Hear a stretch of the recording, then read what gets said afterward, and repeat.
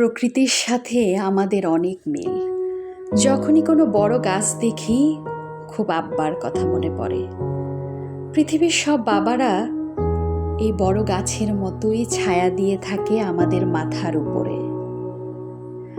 আজ সেই বাবাদের জন্য একটি কবিতা পড়ার চেষ্টা করছি, দেবলীনা চ্যাটার্জির বাবার সংজ্ঞা।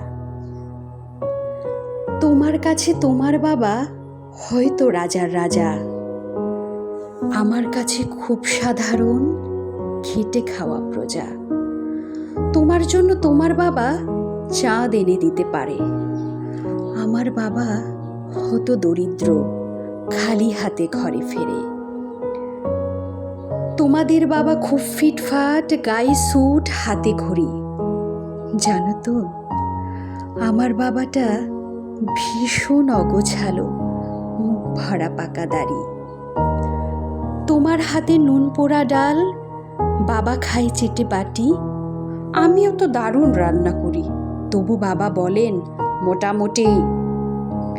তোমাদের জন্মদিনে বাবা দামি উপহার দেয়, আমার বাবা এত আনমনা দিনটাই ভুলে যায়।